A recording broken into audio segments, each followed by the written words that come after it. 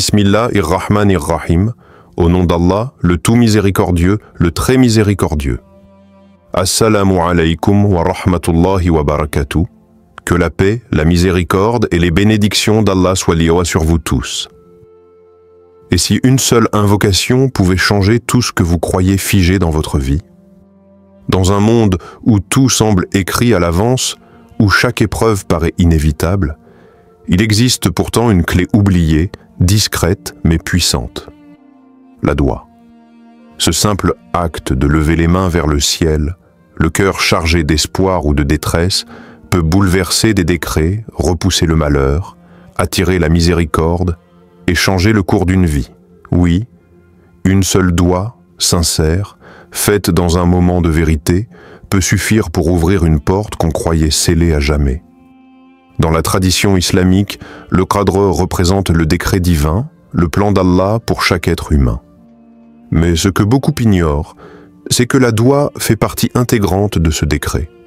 Elle n'est pas une opposition au destin, elle en est une composante. Le prophète Muhammad a dit « Rien ne repousse le décret, sauf la doua ». Tirmidhi. Cela signifie que l'invocation, lorsqu'elle est sincère, humble et confiante, peut réécrire les lignes invisibles de notre existence. Écoutez cette histoire bouleversante, récente et vraie. En Palestine, après un bombardement tragique, une femme musulmane s'est retrouvée ensevelie sous les décombres. Pas d'eau, pas de nourriture. 3 jours d'obscurité, de solitude, de peur. Mais durant ces 3 jours, elle n'a cessé de murmurer une seule doua. « Ya Allah, sauve-moi si tu veux que je vive encore pour te servir. » Elle ne criait pas à l'aide des hommes, mais elle s'adressait à celui qui entend même les paroles qu'on ne prononce pas. Et ce fut un rêve reçu par un secouriste turc qui conduisit l'équipe de sauvetage précisément à l'endroit où elle se trouvait. Elle fut sortie vivante, contre toute logique, contre toute statistique. Une doua a suffi. Et ce n'est pas nouveau. Le Coran nous rappelle un autre miracle, plus ancien mais tout aussi puissant.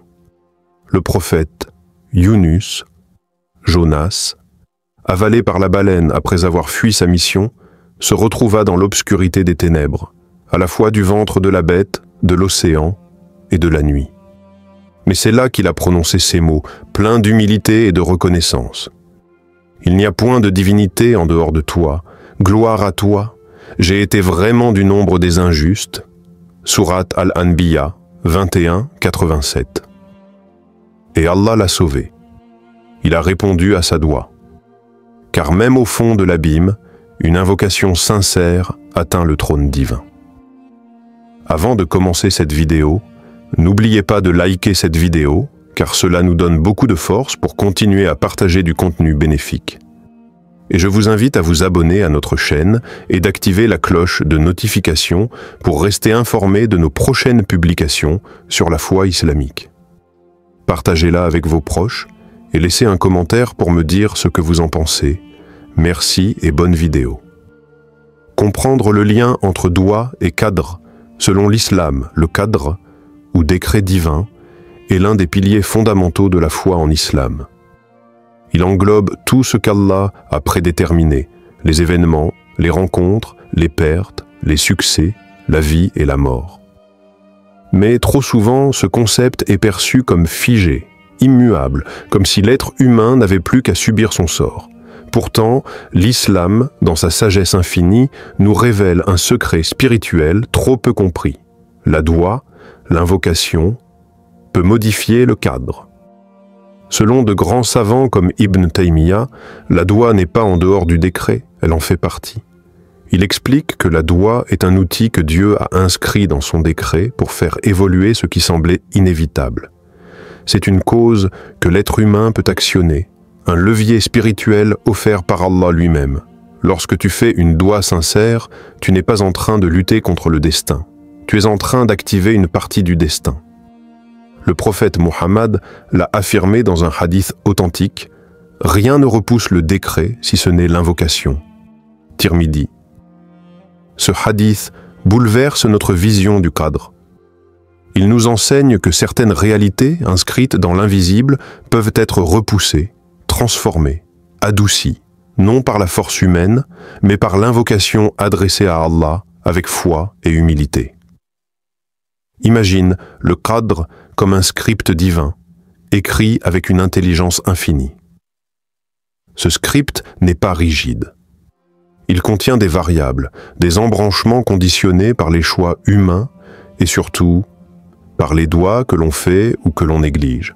Tu ne verras jamais ces embranchements, mais Allah les connaît. Il a déjà écrit que si tu te tournes vers lui à tel moment avec tel doigt, il changera telle situation. La doigt devient alors le plus puissant code spirituel que tu puisses activer dans ta vie. Et voici un témoignage bouleversant, tiré de la vie réelle. Un jeune étudiant en Indonésie devait prendre un vol intérieur pour rejoindre sa famille. Tout était prêt. Billets, valises, heure d'embarquement. Mais ce matin-là, un retard imprévu l'a empêché d'embarquer. Quelques heures plus tard, il apprend que l'avion s'est écrasé. Aucun survivant. En larmes, il appelle sa mère et elle lui confie ceci. « Chaque jour, depuis que tu es petit, je fais une doua. Ya Allah, éloigne mon fils de tout mal visible et invisible. Ce matin encore, je l'ai dit en pensant à toi. » Il a été sauvé par une doua invisible, constante, silencieuse, mais puissante. Croyez-vous que vos invocations modifient votre chemin de vie? Partagez votre ressenti dans les commentaires, c'est peut-être votre histoire qui va faire réfléchir quelqu'un. Les moments où la doua est plus puissante, et comment l'utiliser pour le qadr. La doua est un lien direct avec Allah, un souffle d'âme vers le ciel, une arme silencieuse, mais invincible. Et si toutes les invocations ont un poids aux yeux de Dieu, certains moments sacrés les amplifient, les portent plus haut, les enveloppent d'une lumière spéciale. Connaître ces instants, c'est comme découvrir des fenêtres ouvertes dans le ciel, où les prières montent sans obstacle et redessinent les contours de ton destin. Le dernier tiers de la nuit, c'est un moment que peu saisissent, mais que les plus proches d'Allah ne laissent jamais passer. Dans cette profondeur de silence, Allah descend au ciel le plus bas et dit « Qui m'invoque pour que je lui réponde? Qui me demande pour que je lui donne? Qui implore mon pardon pour que je lui pardonne ?» Bukhari, Muslim. Chaque larme versée à cette heure, chaque doigt fait avec sincérité, est une écriture nouvelle dans ton cadre. Entre l'adhan et l'ikama, un intervalle court mais précieux. Le prophète a dit « L'invocation faite entre l'adhan et l'ikama n'est pas rejetée. » Tirmidhi. Quand les anges enregistrent les noms de ceux qui prient, ils notent aussi les vœux secrets murmurés dans ce laps de temps. Ne le néglige pas. Lorsqu'on est opprimé, malade ou affligé. Les larmes de l'opprimé, les gémissements du malade, les soupirs du cœur brisé. Aucun ne passe inaperçu auprès d'Allah. Il a promis de répondre à ceux qui crient à lui dans la détresse. N'est-ce pas lui qui répond à l'angoissé quand il l'appelle et qui fait disparaître le mal? Sourate An-Naml 27-62. En jeûnant, surtout durant Ramadan, le jeûneur possède une invocation exaucée jusqu'à la rupture du jeûne. Et durant Laylat al-Qadr, cette nuit meilleure que 1000 mois, chaque doigt peut transformer ton destin sur des années. Histoire réelle actuelle. Au Maroc, un homme fut emprisonné injustement. Aucun avocat, aucun soutien. Mais une nuit bénie de Ramadan, un inconnu, touché par son histoire à la télévision, fit une doua pour lui pendant Laylat al-Qadr. Ya Allah, délivre cet homme si son cœur est innocent. Quelques jours plus tard, des preuves cachées refirent surface. Il fut libéré. Une doua d'un étranger, faite dans un moment sacré, a libéré un innocent. Et dans le Coran, Allah nous montre cette réalité à travers le prophète Zacharia, alayhi salam. Âgé, sa femme stérile, toute logique humaine lui refusait la paternité. Et pourtant, il fit doua « Ô mon Seigneur, accorde-moi, venant de toi, une descendance pure. » Et Allah lui répondit « Ô Zacharia, nous t'annonçons la bonne nouvelle d'un fils dont le nom sera Yahya. Sourate Maryam 19:7. Un homme trop vieux, une femme incapable de porter, mais une doua a suffi pour changer le cadre. Quel est le moment où vous avez ressenti que votre doua était exaucée? Écrivez-le. C'est une source d'espoir pour quelqu'un en détresse. Quand tout semble fermé, mais qu'Allah vous écoute, parfois, la vie semble s'effondrer autour de nous, les portes se ferment une à une, le silence semble épais et le cœur se remplit d'un sentiment d'abandon si lourd qu'il étouffe. Ce moment où l'on se sent invisible, inaudible, comme si Allah lui-même s'était éloigné. Pourtant, c'est précisément dans ces ténèbres les plus denses que la doua peut percer comme un rayon de lumière, une brèche dans le mur du désespoir. La doua n'a pas besoin d'être une prière longue, parfaite ou prononcée avec une voix forte. Ce qui touche Allah, c'est la sincérité pure du cœur, ce cri intime et vulnérable que seul lui peut entendre. Le prophète nous a enseigné, la doua est l'essence de l'adoration. Ce qui signifie que ce n'est pas la forme extérieure qui compte, mais la profondeur de l'âme qui s'abandonne à lui. Une histoire vraie bouleversante. Une réfugiée syrienne ayant tout perdu, son foyer, ses enfants, raconte combien elle a répété sans cesse « Hasbi Allah wa ni'mal wakil ». Allah me suffit et il est le meilleur garant. Dans la douleur la plus profonde, cette phrase était son encre. Arrivée en Allemagne, elle fut recueillie par une famille musulmane qui, sans la connaître, faisait elle-même des douas pour une mère en détresse. Par ce lien invisible, par cette chaîne de douas et de foi, cette femme trouva un refuge et un nouveau souffle de vie.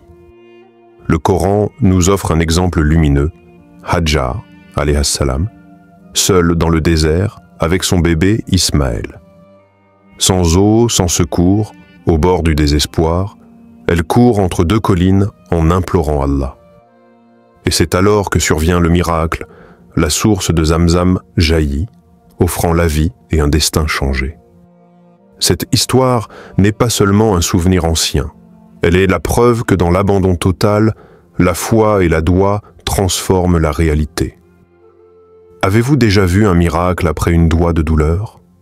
Votre témoignage peut sauver une âme perdue. Partagez-le en commentaire pour que d'autres trouvent la force de croire, même dans leurs nuits les plus noires.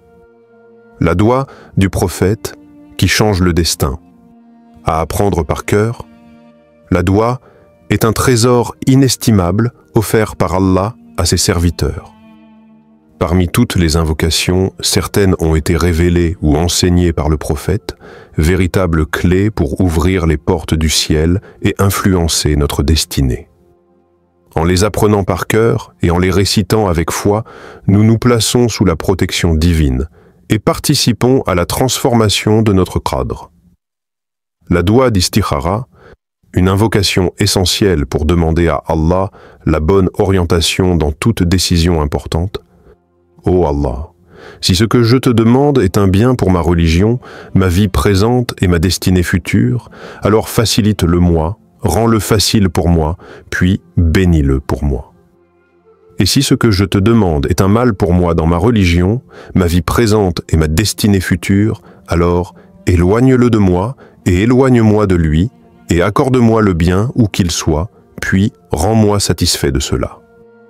Cette doua invite à confier son choix à la sagesse d'Allah, en lui demandant de façon précise ce qui est bénéfique, et de nous éloigner de ce qui pourrait nous nuire, même si nous le désirons. La doua du changement de qadr, durant Laylat al-Qadr, la nuit bénie où chaque prière et chaque demande a un poids immense. Allahumma innaka afuwun tuhibbu al-afwa fa'fu anni. Ô Allah, tu es pardonneur et tu aimes pardonner, pardonne-moi donc. Réciter cette doua avec humilité durant Laylat al-Qadr est une manière puissante de demander à Allah non seulement le pardon, mais aussi la transformation profonde de notre destin, en effaçant les erreurs passées et en ouvrant la voie à sa miséricorde infinie.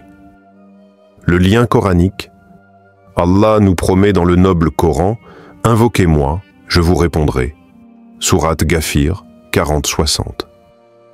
Ce verset sublime nous rappelle que la doua est un dialogue avec le Tout-Puissant. un appel que jamais il ne laisse sans réponse, selon sa sagesse et sa bonté. Si vous ne deviez retenir qu'une seule invocation de toute votre vie, laquelle ce serait? Écrivez-la en commentaire pour qu'on l'apprenne ensemble et la garde dans nos cœurs. Comment formuler une doua qui peut changer la destinée? La doua est bien plus qu'une simple demande. C'est un acte d'humilité profonde, une conversation intime avec notre Créateur. Pour que cette invocation devienne une véritable clé capable d'influencer notre cadre, notre destinée, elle doit être formulée avec soin, cœur ouvert et foi sincère. Premier, être dans un état d'humilité. Avant même de prononcer une doua, l'état intérieur est essentiel. Se rappeler que nous sommes faibles, dépendants d'Allah, et que lui seul détient la puissance de changer les choses. Cette humilité transforme notre prière en un acte de soumission totale, un véritable dialogue où l'âme s'abandonne à la volonté divine. 2. Commencez par louer Allah, puis prier pour le prophète. La tradition prophétique nous enseigne de débuter toute invocation en glorifiant Allah, en rappelant ses noms et attributs, et en envoyant des salutations sur le prophète Muhammad. Cela purifie la doua et l'élève. Alhamdulillah, louange à Allah. Allahumma salli ala Muhammad. Ô Allah, bénis Muhammad. Cette ouverture est comme un pont spirituel qui rapproche le serviteur de son Seigneur. 3. Demandez avec conviction et confiance. La foi, iman, est la force motrice de toute doua. Il faut demander avec la certitude qu'Allah entend et répond, même si la réponse ne correspond pas toujours à nos attentes immédiates. La confiance en sa sagesse transforme chaque demande en acte d'espoir et de paix intérieure. 4. Mentionner son besoin spécifique sans honte. Il est important d'exprimer clairement ce que l'on souhaite, que ce soit une guérison, une délivrance d'une difficulté, une réussite ou la protection d'un mal, sans gêne ni réserve. Allah connaît nos besoins avant même que nous ne les exprimions, mais verbaliser la doua, c'est manifester cette confiance et ce lien personnel. 5.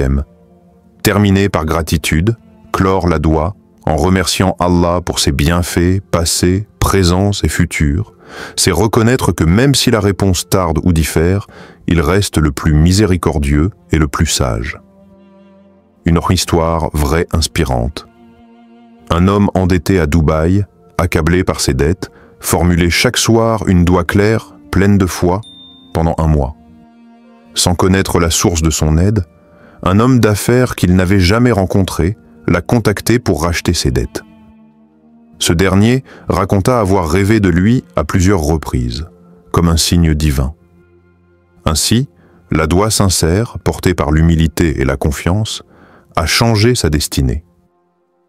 Connaissez-vous une méthode qui vous a aidé à formuler une doua sincère?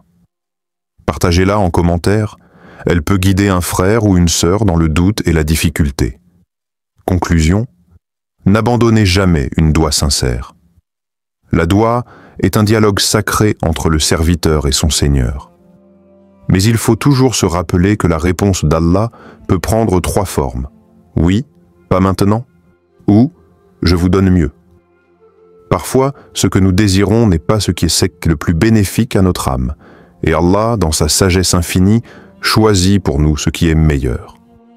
Même lorsque les résultats semblent absents, la doua n'est jamais perdue, ni oubliée. Chaque mot sincère est enregistré dans les registres célestes, chaque appel du cœur compte, même dans le silence apparent. Alors, ne cessez jamais de faire la doua, même en pleurant, même lorsque la voix se brise, même dans les nuits les plus sombres. La persévérance est la clé. Histoire vraie inspirante. Une femme convertie au Brésil rêvait de voir la Kaaba. Pendant des années, elle priait avec foi pour réaliser ce rêve. 10 ans plus tard, une ONG musulmane l'a contactée après avoir vu sa vidéo TikTok où elle racontait son désir. Ils l'ont invitée à accomplir la Omra. Sa doua, longtemps gardée au fond de son cœur, avait traversé le temps et franchi les distances pour s'exaucer. Écrivez en commentaire une doua que vous n'abandonnerez jamais. Même si elle n'est pas encore exaucée, elle a déjà une lumière dans les cieux. Merci d'avoir regardé jusqu'au bout. Dis-moi en commentaire quelle question t'as déjà mis, mal à l'aise, et comment tu aimerais que les gens communiquent avec toi. À très bientôt pour une nouvelle vidéo. Barakallahu fikoum.